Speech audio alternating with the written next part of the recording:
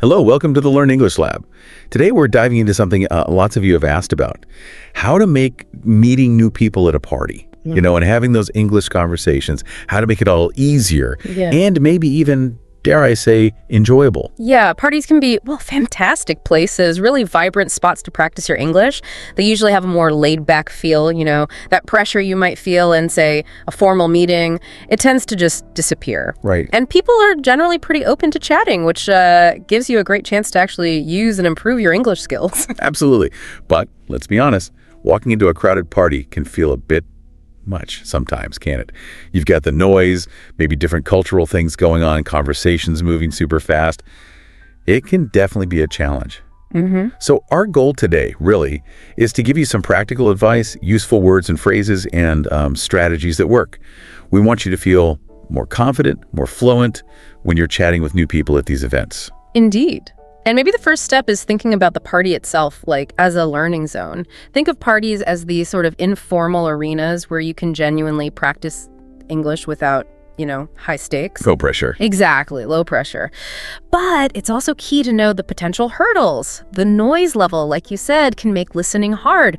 Cultural differences might pop up. And conversations can fly by pretty quickly. Okay, let's dig into that a bit.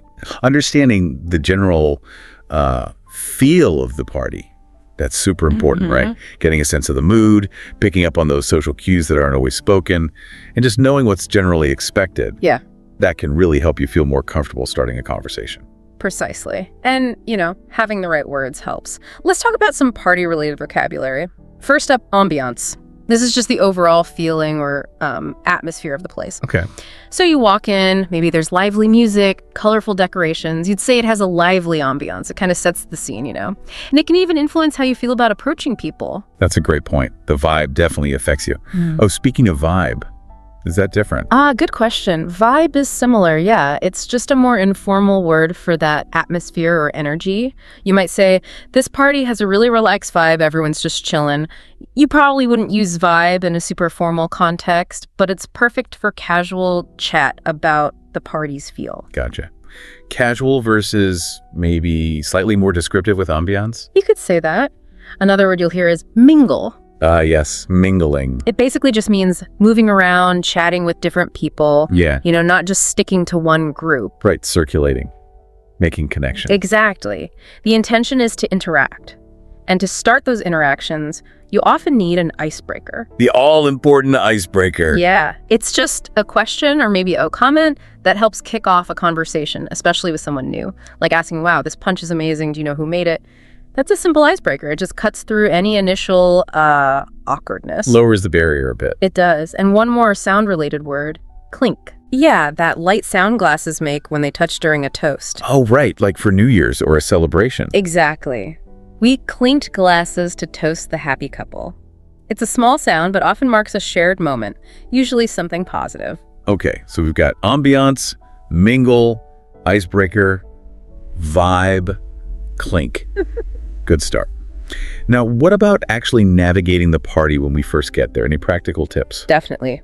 First thing, just take a moment. Observe. Don't just dive in head first. Well, you can, but maybe take 30 seconds first. Look around. Is it formal, casual? Is everyone dancing or people mostly chatting in small groups? Just getting the lay of the land helps you adjust your own approach. Feel a bit more grounded. Makes sense. Get your bearings. What else? Think about where you stand. Strategic positioning. Ooh, tactical. Sort of. Standing near the food table or the bar often works well. People naturally gather there. Watering holes? Pretty much. It just makes starting a conversation feel a bit more organic. Easier opportunities pop up. Good tip. What about, making ourselves seem open to chatting? Yeah. Simple stuff, really. A genuine smile. Looking around, making brief eye contact. Just looking friendly and approachable. Nonverbal signals. Exactly. It signals you're open to interaction. Surprisingly effective. Okay, simple but powerful. Any other sort of insider tips? Use the host. If you know the host and you're feeling a bit hesitant, ask them for an introduction. Oh, that's clever. You could even give them a hint, like, hey, is there anyone here who's also into, say, photography? It gives you an instant, natural starting point for the chat. Brilliant. Like a conversational bridge. Okay, let's paint a quick picture. You arrive at a colleague's farewell party. It's busy, you don't know many people, You see a small group laughing near the drinks table? How could you approach? Right, you could walk over, smile warmly, maybe wait for a slight pause, and then say something like, "Hi everyone, this party has such a great vibe." Acknowledging the positive energy. Yeah, then follow up with something open like, "How do you all know Sarah?" Assuming Sarah is the colleague leaving. It's friendly, relevant, and invites them to share. A nice, soft entry. I like that. Soft entry. Okay, so you've arrived. Maybe you've even used an icebreaker. What's next for actually meeting people? Right. Now we get into the art of small talk. Small talk. Love it or hate it. Exactly. But it really is the foundation for meeting new people at parties, or most social events, really. It's light, casual conversation. It helps you build that initial connection rapport before you dive into deeper stuff. But I know for a lot of English learners, small talk can feel, well, like a big hurdle. Maybe it's finding the right words or just the cultural side of it. It definitely can feel challenging at first, absolutely. But practice helps immensely. And having some key vocabulary can really boost your confidence here. Okay, let's hear it. What words help with small talk? Well, we mentioned icebreaker, but there's the verb phrase, break the ice. Right, the action of doing it. Exactly. You break the ice to start a conversation and reduce that initial stiffness. Yeah. Maybe complimenting someone's, I don't know, cool glasses. That can break the ice. Nice. Low stakes. Then there's rapport. We mentioned it briefly. It's that sense of connection, that friendly, harmonious relationship you build. Like, we built rapport talking about weird documentaries. Perfect example. It's that feeling of mutual understanding, clicking with someone. And you said a compliment can help build rapport. Definitely. A polite expression of praise, complimenting their taste in music, their contribution to the potluck, whatever feels genuine, it makes people feel good, seen. True, a sincere compliment is always nice to receive. Yeah. Another good word is engage. To engage someone in conversation means to draw them in, get them involved, capture their interest. Well, not just talking at them, but with them. Exactly. Like, she engaged me in a really interesting chat about urban gardening. It implies active participation. Got it. And the last one? Common ground. This is super important. It's those shared interests, experiences, or opinions that connect you. Like discovering you both went to the same university or love the same author. Precisely. Finding common ground makes the conversation flow much more easily because you have something shared to talk about. Creates an instant bond sometimes. Okay, great words. Now, how do we actually start these small talk conversations? What are some strategies? Well, one of the best is using open-ended questions. Right, questions that need more than just a yes or no. Exactly. Instead of, did you like the movie? Oh, try it. What did you think of the movie? Or instead of, are you having a good time? Maybe. What's been the highlight of the party for you so far? Invites them to share more. It does. And as we've said, offering a genuine compliment works well. That's a fantastic scarf. The color really suits you. Sincerity is key, though. People can usually tell if it's fake. They often can. Another approach is commenting on the immediate environment. Like we did with the party vibe earlier. Exactly. This venue is amazing, isn't it? Have you been here before? It connects you through the shared space. Simple but effective. And a really reliable one, especially at parties, is asking about their connection to the host or the event. So how do you know host's name? It's natural, relevant, and often opens up interesting paths. Okay, let's try another scenario. You're at a summer barbecue, maybe near the drinks cooler. Someone's grabbing an iced tea. How could you break the ice? You could just comment casually, that iced tea looks really refreshing. Have you tried it yet? Observation plus an open-ended question. Right. They might say, yeah, it's great. And then you could follow up, oh, nice. Is it homemade? Or what flavor is it? It can easily lead into a chat about summer drinks, maybe cooking, other shared interests. Keeps it light and easy. Perfect. Okay, so we've broken the ice, the conversation has started. But how do we keep it going? Avoid those dreaded, awkward silences. Ah, yes. Sustaining the conversation. This involves a mix of things. Active listening is huge, asking good follow-up questions. And when it feels right, sharing a bit about yourself, maybe through relevant stories. And this is where the real English practice comes in, right? Building fluency. Absolutely. This is where you really get to practice reacting in real time, using vocabulary, building sentences on the fly. It's fantastic for building confidence. Okay, more vocabulary then. What words help us keep the conversation flowing? Right.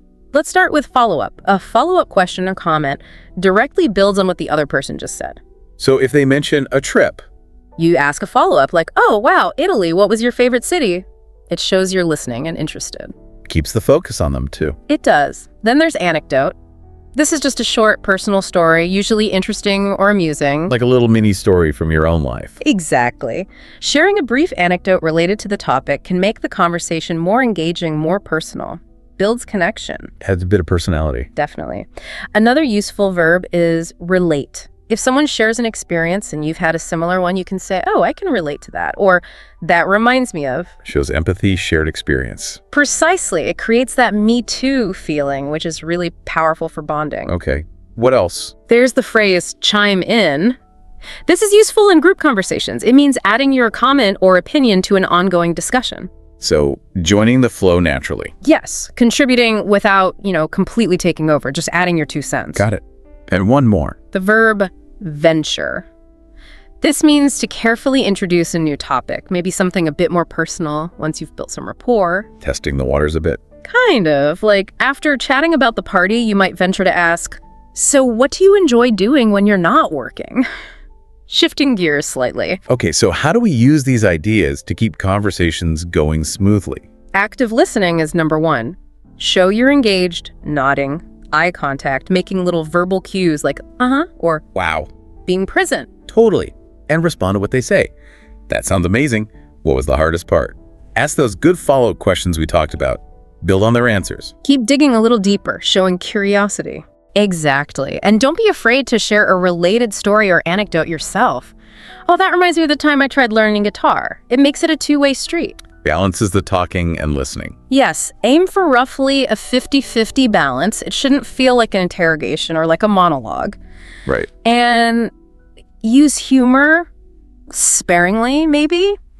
A light joke can be great, but probably best to keep it light, especially early on. I'm usually the first one on the dance floor and the first one off. Something gentle. Okay, let's try a stereo. Engagement party. You're talking to someone who loves hiking. How do you keep that chat going? Okay. So they mentioned hiking. First, active listening, then a follow-up. Wow, that's cool. What's the most challenging hike you've ever done? Get some talking more specifically. Right. As they answer, maybe you find something you can relate to. Oh, I know what you mean about steep climbs. I did one last year that nearly finished me off. Share a very brief anecdote. Creates a connection. Then, maybe another follow-up, perhaps venturing slightly. Do you prefer hiking solo or with friends? Keeps the conversation focused on their interest, but explores it further. It's that mix. Listen, follow up, relate, ask more. That makes sense. It feels like a natural flow. But what happens when, things get awkward? A long pause, maybe you misunderstand something. The awkward moments. They happen to everyone, especially when you're using a language that isn't your first. The key is knowing they're normal, and handling them gracefully can actually, weirdly, make the connection stronger. Really? How so? It shows you're human, adaptable, you can recover. People often respond well to that. Okay, that's encouraging. So what words do we need for these tricky bits? Well, awkward itself, obviously. That feeling of unease or discomfort, like that dreaded awkward silence where nobody knows what to say. Yep, felt that one. Then there's diffuse. This means making a tense or awkward situation less tense. Using humor or changing the subject can diffuse things. Like letting the air out of a balloon gently? Good analogy. A misstep is a small mistake saying the wrong word, maybe interrupting accidentally, something that causes a little bump. Like tripping over your words, literally or figuratively. Exactly. And after a misstep, you need to recover. That means regaining your composure, getting the conversation back on track smoothly. Bouncing back. Okay. And one more. Lighten the mood. Similar to diffusing, but maybe more about injecting humor or positivity to make things feel less serious or heavy. Got it.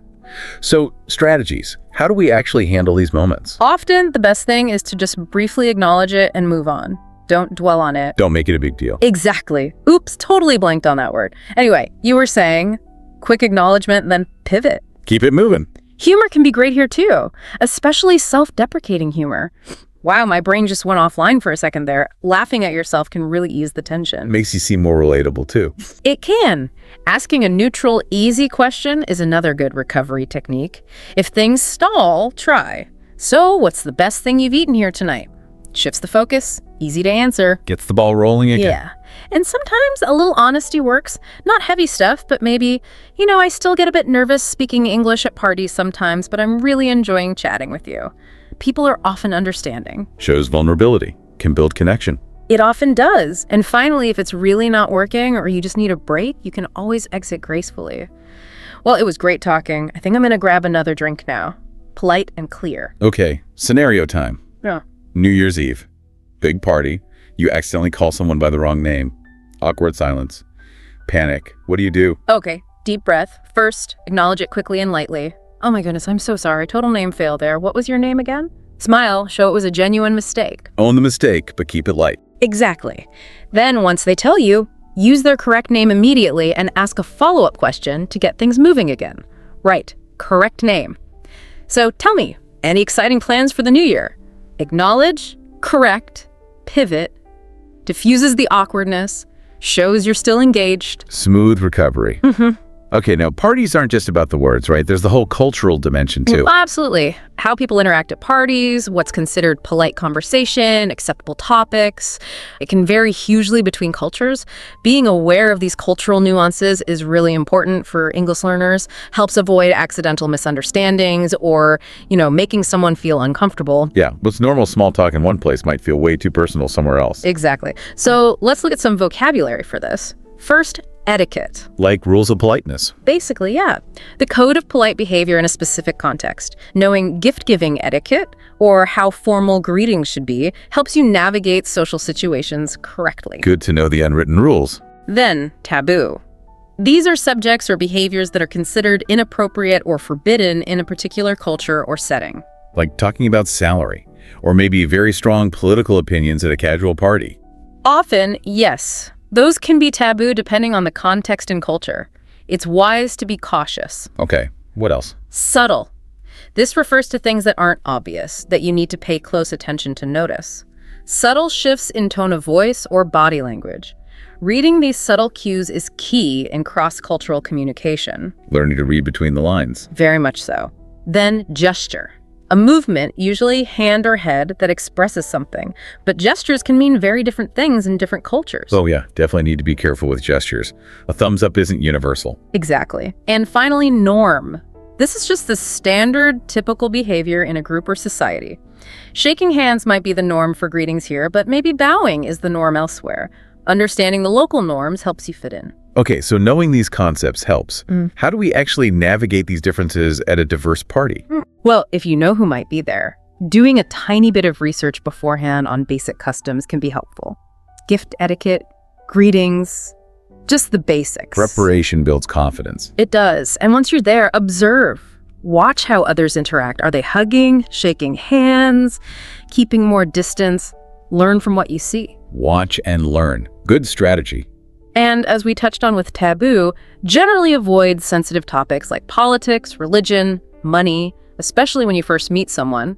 Unless they bring it up, probably best to steer clear initially. Play it safe early on. Yeah. Be mindful of personal space, too. How close people stand when talking varies a lot culturally.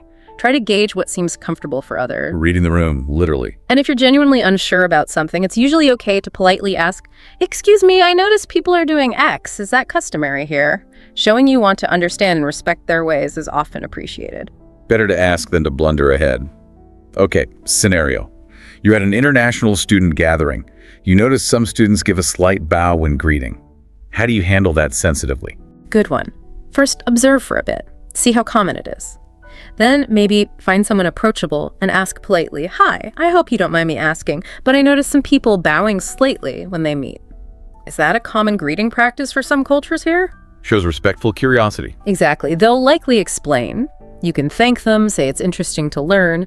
Then you can choose whether to adopt a similar slight nod or bow yourself in future greetings with those individuals, showing you've listened and are being respectful. It shows willingness to adapt. Nice. Demonstrates awareness and respect. Yeah. Okay, so we've started conversations, kept them going, handled awkwardness, considered culture. What about ending them? How do we leave politely? The graceful exit. Just as important as the entrance, you don't want to seem rude or abrupt. Having a few phrases ready helps English learners feel less anxious about this part. Definitely need some go-to exit lines. What vocabulary helps? Okay, first, wrap up. As in, I should probably wrap up this chat soon. It just means to conclude or finish. Signals your intention politely. Gives a gentle warning. Exactly. Then, excuse oneself. A slightly more formal way to say you're leaving. If you'll excuse me, I need to find the restroom, but it was lovely talking. Polite and gives a reason. Yes. Catch up is useful. It suggests talking again later. This was great. Let's try and catch up again before the party ends.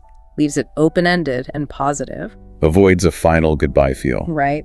Being gracious is about being polite and kind, especially when ending the chat, thanking them for their time, showing appreciation. Leaving them feeling good about the interaction. Exactly. And part ways just means going in different directions. Well, it was great meeting you. Suppose we should part ways for now. Hope you enjoy the rest of the party. Simple and clear. So, tips for putting these into practice. Always start by expressing appreciation. I really enjoyed talking with you, or it was great learning about X. Simple, sincere, positive. Start with gratitude. Nice. Mentioning future contact, if appropriate, like we said with catch up. Maybe I'll see you at the next event. Keeps it light. Open door. Having a brief, polite excuse can work well. I just saw my friend arrive. I should go say hi, but thanks so much for the chat. Believable and socially acceptable. Provides a reason without being dismissive. Try to end on a positive note overall. You've given me lots to think about. Or have a fantastic rest of the evening. Keep the vibe positive. And finally, if you genuinely connected and want to stay in touch, you can suggest exchanging contact info. I'd love to continue this conversation sometime. Would you be open to swapping number smails? But read the situation only if it feels mutual. Gauge the interest first. Okay, scenario. Neighborhood block party. You've been chatting about gardening with someone for a bit, but you want to mingle more. How do you exit politely? You could say something like, wow, I've really loved hearing about your garden. You've definitely inspired me. I'm going to try and circulate a bit now, say hi to a few other folks, but it was wonderful chatting. Maybe we can catch up again later. It's all the points. Appreciation, clear intention, positive closing, possibility of future chat. Perfect. It covers the bases politely. Okay, we've covered a lot of ground, from starting to ending. Are there any sort of next level techniques for making conversations even better, more memorable? Ah, yes. Moving beyond just polite chat to really engaging conversations. This is about making stronger connections. Elevating our party chat game. What vocabulary helps here? Okay, elicit. This means to draw out a response or a story from someone. Asking a really good question can elicit fascinating answers. Like prompting them to share something interesting. Exactly. Being witty means using quick, clever humor. A well-timed witty comment can make a conversation really sparkle, but it takes practice and cultural awareness. Tread carefully with wit. Definitely. Intrigue. If something intrigues you, it sparks your curiosity. Sharing something intriguing about yourself or asking questions that intrigue others can make conversations more compelling. Making people want to know more. Yes. Empathy is key for deeper connection. Showing you understand and share someone's feelings. That sounds really tough. I can imagine how you felt. Connecting on an emotional level. And finally, charisma. That compelling charm or attractiveness that makes people want to talk to you. It's a mix of confidence, warmth, good listening, and engagement. The whole package. So how do we use these advanced techniques? Storytelling. We mentioned anecdotes, but weaving slightly longer, engaging personal stories can be very effective. Make them relevant, concise, and maybe with a point or a touch of humor. Sharing more of yourself through stories. Ask thought-provoking questions. Go beyond the surface level once rapport is built. What's one skill you'd love to master and why? Or what's something you're really passionate about right now? Deeper questions invite deeper answers. Mirroring someone's energy can help too. If they're upbeat and enthusiastic, try to match that. If they're calmer, adjust your tone. Create subconscious rapport. Matching their vibe. Using humor strategically, like we said, being witty if it fits, and showing genuine empathy. Really listening and responding with understanding. Wow, that must have been challenging. Really connecting with their experience. Let's try a quick scenario. Art gallery opening. Maybe a bit more sophisticated. How could you use these techniques? You could ask a thought-provoking question about the art. What emotion does this piece elicit in you? Listen with empathy to their response. Share a brief, maybe witty, anecdote about your own reaction to a piece of art. Show intrigue about their perspective. It's about deeper engagement beyond just, do you like this painting? Makes the conversation much richer. Okay, this is all fantastic advice, but practice is key, right? Especially for English learners. Absolutely essential. You can't just learn this stuff passively. You have to try it out. Any specific exercises people could do? Sure. They could try writing short dialogues using the vocabulary we discussed, or role-play different scenarios, starting a chat by the dessert table, recovering from an awkward moment, asking a cultural question. Practicing the actual situations. Exactly. They could brainstorm open-ended conversation starters relevant to different party types, or even write short scripts for handling specific awkward moments they worry about. Preparing for the tricky bits. And then take it into the real world. Go to meetups, language exchanges, even small gatherings with friends. Try out these techniques. Maybe even record yourself briefly afterwards to see how you sounded, or ask a trusted friend for feedback. Stepping stones to bigger parties. Now, are there any common mistakes English learners tend to make in these situations? Pitfalls to avoid? Oh, definitely a few common ones. Overusing filler words, can sometimes hinder clarity, though if you are natural. The solution is often just pausing silently instead of filling the gap. The power of the pause. Talking too much is another one. Dominating the conversation. Remember that 50-50 balance? Ask questions, give others space. Being a good listener is as important as being a good talker. Crucial. Misunderstanding idioms like break the ice or common ground can happen, so maybe studying common conversational idioms helps. Knowing the common phrases. Ignoring nonverbal cues is a big one. If someone is looking away, checking their watch, fidgeting, they might be ready to end the chat. Pay attention to body language. Reading the signals. And finally, sticking to safe topics like the weather for too long. Once you have rapport, it's okay to gently venture into slightly more personal interests or experiences. Don't stay on the surface forever. Knowing when to shift gears. Can you give an example of avoiding, say, filler words? Sure. Imagine you're talking about your job and you stumble. Instead of, I work in, marketing. Try pausing. I work in, don't pause. Marketing. It's quite challenging, but rewarding. What about you? What keeps you busy? Pause, restart clearly, then shift focus with a question. Much smoother. Makes a big difference. Wow, this has been incredibly helpful. Meeting someone new at a party really is such a fantastic opportunity. It's practice, it's connection, it boosts your confidence. Absolutely. And I think by understanding small talk, being aware of cultural stuff, knowing how to handle those bumps, and even trying some advanced techniques, you really can make every party a chance to, shine and improve your English. Keep all this vocabulary, these strategies, the scenarios we discussed. Think of it as your roadmap, your toolkit for having better, more meaningful conversations. And the main thing, I guess, is just keep practicing, right? Yeah. Stay open to learning from each chat and try to actually enjoy connecting with people. Exactly. It really does get easier and genuinely enjoyable with time and practice. Well, thank you so much for this deep dive today. It's been packed with useful insights. My pleasure. And for everyone listening, if you found this helpful, please do give us a like, share it with friends who might benefit, and definitely subscribe to the Learn English Lab YouTube channel for more ways to improve your English.